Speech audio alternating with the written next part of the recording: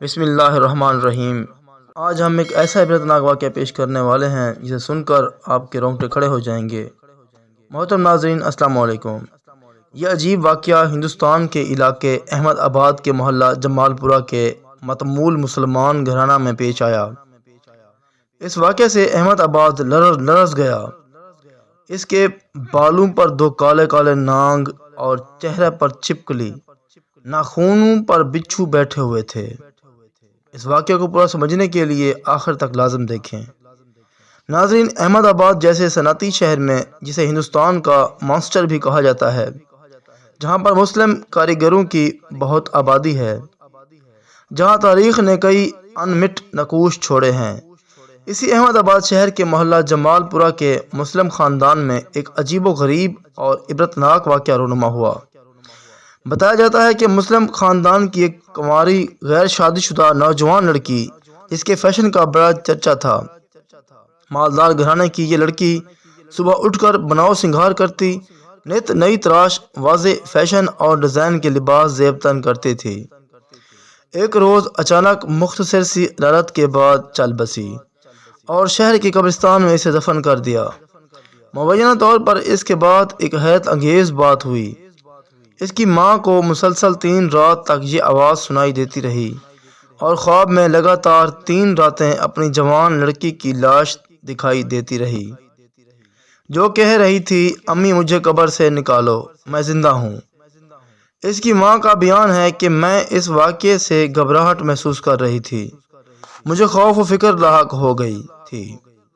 ماں کے آنسوؤں نے لڑکی کے باپ اور بھائی اور محلہ داروں کو آگاہ کیا اور چوتھے روز 2 پولیس والوں کی موجودگی میں قبر کھودی گئی۔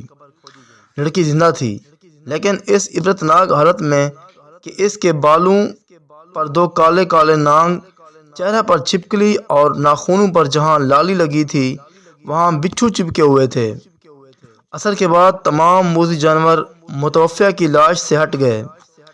پولیس بے ہوش لڑکی کو قبر سے نکال کر واڑی چیری ٹیبل ہسپتال احمد آباد کے IC وارڈ میں لے گئی، جہاں اس کا علاج ہو رہا ہے۔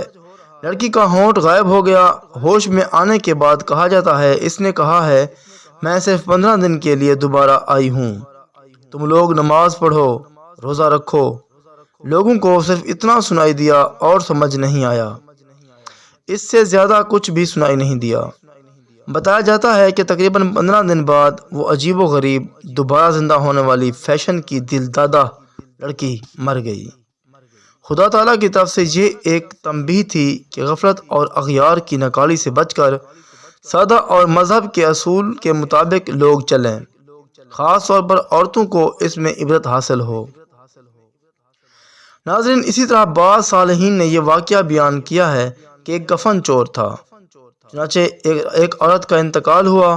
جب اس کو کفنا کر قبر تک لے گئے تو کفن چور نے بھی شرکت کی۔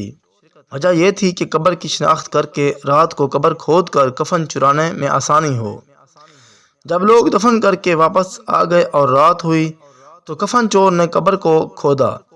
جب لاش نظر آئی تو اچانک وہ مردہ عورت بول پڑی، سبحان اللہ، ایک بخشا ہوا شخص بخشی ہوئی عورت کا کفن چرا رہا ہے۔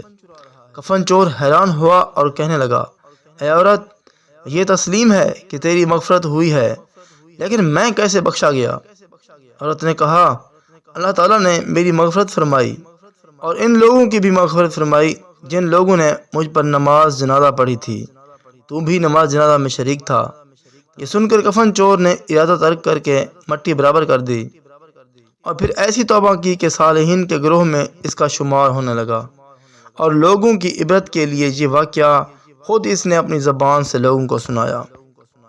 ناظرین، اس طرح حضرت یونس بن ابی الغرات فرماتے ہیں کہ ایک گورکن قبر کھودنے کے بعد دھوپ سے بچنے کے لیے کچھ دیر قبر میں بیٹھ گیا۔ اچانک ایک ٹھنڈی ہوا پیٹھ میں محسوس ہوئی۔ اس نے مڑ کر دیکھا تو ایک چھوٹا سا سوراخ نظر آیا، اس سے ہوا آ رہی تھی۔ سوراخ کشادہ کر کے اندر جھانکا تو اس نے عجیب و غریب منظر دیکھا۔ اندر ایک بوڑھا آدمی تازہ خضاب کر کے بیٹھا ہے اور قبر تا حد نگاہ کشادہ ہو گئی ہے۔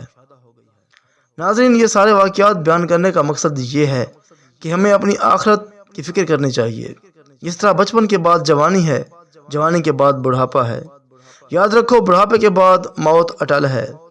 اللہ تعالیٰ مجھے بھی اور آپ کو بھی سمجھنے اور عمل کرنے کی توفیق عطا فرمائے اور ہمیں قبر کے عذاب سے محفوظ رکھے۔ آمین ثم آمین۔ ملتے ہیں انشاءاللہ اگلی ویڈیو میں، تب تک کے لیے اللہ حافظ۔